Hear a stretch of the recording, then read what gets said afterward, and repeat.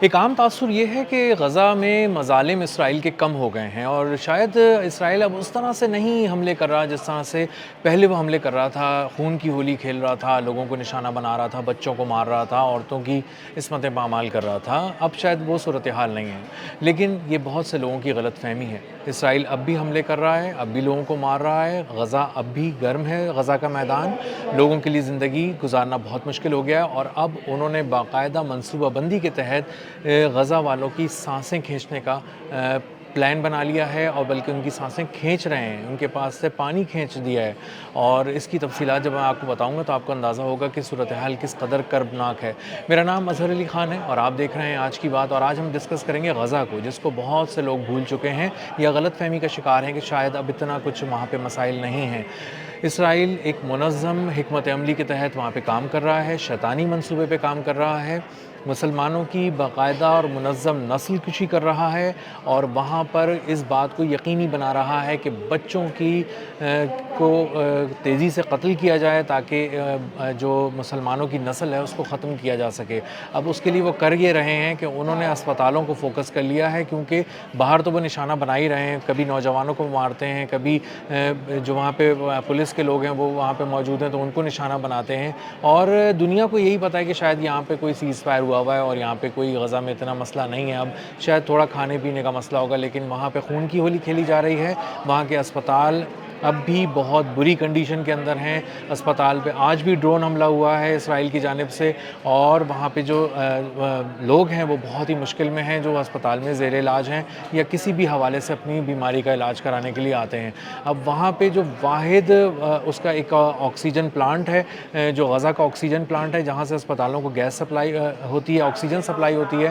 وہ oxygen plant بالکل ختم ہونے والا ہے، اور اس میں جو اس کی جو صلاحیت ہے وہ بالکل ختم ہونے والی ہے، اور بہت سے جو مریض ہیں، خاص طور پہ جو بچے ہیں، ان کی زندگیاں رسک پر ہیں۔ اس وقت بھی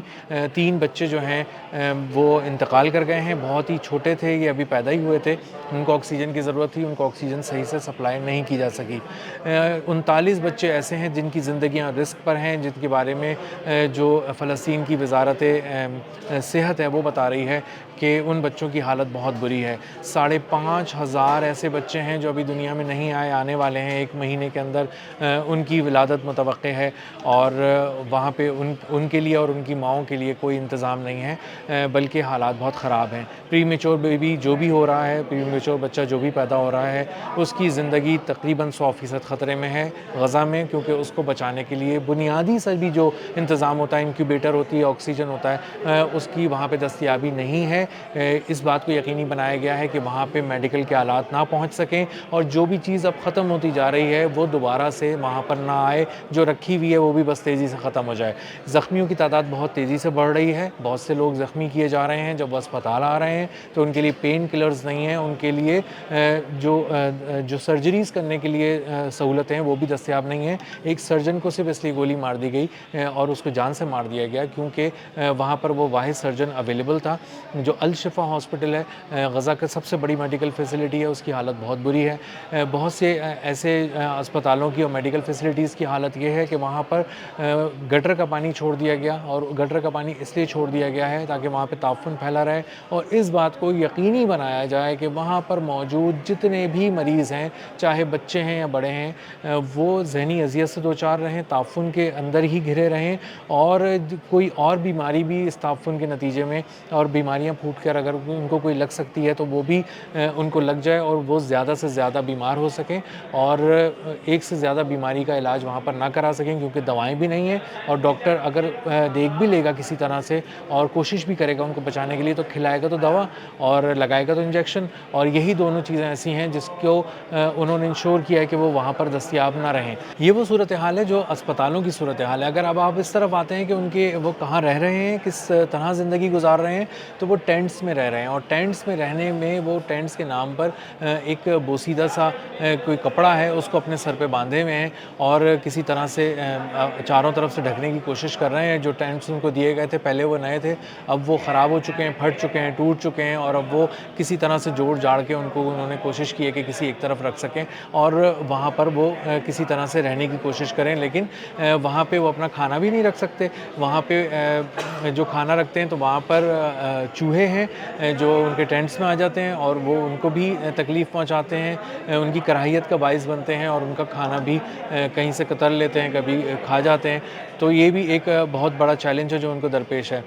گرم نہیں کر سکتے آپ کچھ بھی, وہاں پہ آگ ہی دستیاب نہیں ہے, آگ کو جلانے کے لیے کوئی انتظام نہیں ہے. گیس تو خیر آنی نہیں تھی وہاں پہ, اور گیس کی پرائس بھی ایک جگہ خان یونس کے اندر بتائی جا رہی ہے ایک سوشل میڈیا پوسٹ کے ذریعے کہ $70 کی 1 کلو گیس مل رہی ہے خان یونس میں, جو غزہ کے قریب ہی ہے, تھوڑا سا فاصلے پر ہے. اور وہاں پر بھی وہی مظالم ہیں اسرائیل کے جو غزہ میں مظالم ہیں, خان یونس میں $70 فی کلو کے حساب سے گیس مل رہی ہے. اور یہ بھی صرف ایک ریٹ ہے, ایسا نہیں ہے کہ اگر آپ کی جیب میں $70 ہیں تو آپ جا کے 1 کلو گیس لے لیں گے. گیس دستیاب ہی نہیں ہے, اور دستیاب نہ ہونے کی وجہ سے ایک تو گیس دستیاب نہیں ہے, دوسرا لکڑیاں وہاں سے غائب کر دی گئی ہیں کہ کسی طرح آپ اس کو جلا نہ لیں اور اپنے لیے کوئی حرارت پیدا نہ کر لیں, کسی طرح سے آپ اپنا کھانا اور پانی گرم نہ کر لیں. اب جو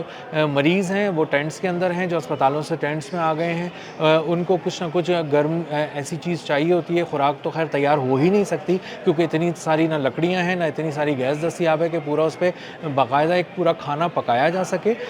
وہاں پہ تھوڑا بہت جو کچھ مل جاتا ہے آپ اس کو گرم بھی نہیں کر سکتے اور اس کو ویسے ہی آپ کو کھانا پڑتا ہے. جہاں کہیں سے ٹوٹی پھوٹی کچھ تھوڑی بہت سوکھی لکڑیاں مل جاتی ہیں, اس کے کچھ ٹکڑے مل جاتے ہیں, ان کو جلانے کی کوشش کی جاتی ہے اور اس سے کھانا گرم کرنے کی کوشش کی جاتی ہے. تو ایسے ایسے مناظر ویڈیوز کے میں سامنے آ رہے ہیں جو دل دہلا دیتے ہیں. اور کوئی بھی نرم دل, اس کے لیے مسلمان ہونا ضروری نہیں ہے, کوئی بھی نرم دل ہوگا وہ اس کو دیکھے گا تو اس کو اندازہ ہوگا کہ ایک انسان, جیتا جاگتا انسان کس قدر کربناک زندگی گزار رہے ہیں اور بلا وجہ اس کے اوپر اس کو اس زندگی کے اندر رکھا ہوا ہے, ایک منظم سازش کے تحت رکھا ہوا ہے. اور باقاعدہ یہ سازش کی گئی ہے کہ وہ کہیں بہتر ہوا میں فضا میں سانس نہ لے لے یا پھر وہ کچھ بہتر کھا نہ لے. اب اس کے بعد جب وہ پینے کی باری آتی ہے تو ان کو پانی دستیاب ہے. پانی جو دستیاب ہے وہ تمام ایسی جگہیں جہاں سے پانی زمین سے نکل رہا تھا سیمنٹ بھر کر بند کر دی گئی ہیں. جو پانی کی فیسلٹیز ہیں ان کو تباہ کر دیا گیا ہے کہ کسی طرح صاف پانی نہ مل سکے, اور جو پانی اگر آپ کو پینا پڑے تو اس کو یقینی بنایا گیا ہے کہ وہ گندا ہونا چاہیے, کنٹامنیٹڈ آلودہ پانی ہونا چاہیے, اور اگر وہ آپ پئیں تو ہر صورت بیمار ہو جائیں. تو غزہ کے لوگوں پر ہر طرف سے آزمائش ہے, بہت زیادہ ان کی زندگی مشکل میں ہے, اور وہ ہر طرف سے اسرائیل کی ایک تو مظالم سہ رہے ہیں, گولیوں سے ان کو نشانہ بنایا جاتا ہے, خون ان کا بہتا ہے, اسپتال جاتے ہیں تو وہاں علاج نہیں ہو پاتا,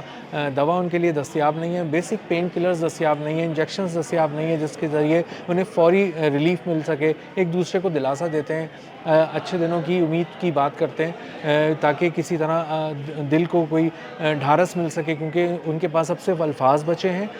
سچویشن میں اب ان کے پاس کچھ بھی نہیں بچا ہے سوائے الفاظ کے. تو اپنے ایک دوسرے کا دکھ بانٹنے کی کوشش کرتے ہیں. نہ پانی ہے, نہ گیس ہے, نہ آکسیجن ہے, اور نہ کھانا دستیاب ہے, اور نہ دوائیں دستیاب ہیں. ہر طرف سے ان کے لیے زندگی مشکل بنا دی گئی ہے. صرف وزارت صحت کے اگر اعداد و شمار دیکھیں تو اس میں اندازہ ہوتا ہے کہ 20,000 ایسے پیشنٹس ہیں جو انتظار کر رہے ہیں کہ کسی طرح ان کا ٹائم ملے تو ان کا نمبر آئے تو وہ اسپتالوں میں اپنا چیک اپ کرا سکیں. ان کو بہت عرصے سے کوئی وقت نہیں مل پا رہا کیونکہ ڈاکٹرز ایک تو ہیں بہت کم, دوسرے وہ دستیاب ہی نہیں ہیں. ہر وقت وہ ایمرجنسی کی سچویشن میں رہتے ہیں تو وہ کہاں سے کسی کا علاج کر سکیں گے. بہت سے ایسے لوگ ہیں, کوئی 1500 ایسے لوگ ہیں جو صحیح میڈیکل ٹریٹمنٹ نہ ملنے کی وجہ سے, دوائیں نہ ہونے کی وجہ سے, سرجریز وقت پہ نہ ہونے کی وجہ سے, مرہم پٹی وقت پہ نہ ہونے کی وجہ سے وہ اپنی زندگیاں گنوا بیٹھے ہیں. 1,500 لوگ تو ایسی دنیا سے چلے گئے. تو ہر طرف سے ایک مشکل ہے, اور اسرائیل نے اس بات کو یقینی بنایا ہے, نتنیاہو نے اس بات کو یقینی بنایا ہے کہ ایران جنگ میں کہیں یہودی غزہ پر مظالم کرنا نہ بھول جائیں, اس پہ بم برسانا نہ بھول جائیں. اور بم اس طرح سے نہیں برسا رہے وہ لوگ کیونکہ انہیں پتہ ہے کہ عمارتیں وہ تباہ کر چکے ہیں, پورے غزہ کو وہ مٹی کا ڈھیر بنا چکے ہیں. اب ان کے پاس زندہ انسان بنے اور وہ خون کی ہولی کھیل رہے ہیں. ایک اسرائیلی فوجی اپنی ویڈیو میں کہہ رہا ہے کہ میں بچوں کو مارنے آیا, بچے مل ہی نہیں رہے, تو مجھے پھر مجبوراً ایک 12 سال کے بچے کو مارنا پڑا کیونکہ سب سے بڑا تو وہی بچہ مجھے دستیاب تھا. اور پہلے اس نے تھوڑا افسوس کا اظہار کیا کہ اس کو بچے نہیں ملے، اور بعد میں اس نے کہا کہ پھر ٹھیک ہے، اب ظاہر ہے کوئی نہیں ملا تو مجھے 12 سال کے لڑکے کو مارنا پڑا، اور 12 سال کی بچے کو وہ بچہ نہیں سمجھتے، وہ سمجھتے ہیں وہ جوان ہو گیا اور اس کا مرنا بہت ضروری ہے۔ تو ایک منظم نسل کشی ہے، خون کی ہولی کھیلی جا رہی ہے، یقینی بنایا جا رہا ہے اس بات کو کہ کوئی نسل پروان نہ چڑھ سکے، جتنی زیادہ میکسیمم چوٹ مسلمانوں کو پہنچائی جا سکتی ہے غزہ میں وہ پہنچائی جائے، اور ان کا منظم قتل عام کیا جائے، منظم نسل کشی کی جائے۔ ملتے ہیں اگلے ولاگ میں کسی نئے خبر، نئے تجزیے اور نئے زاویے کے ساتھ۔ اللہ حافظ۔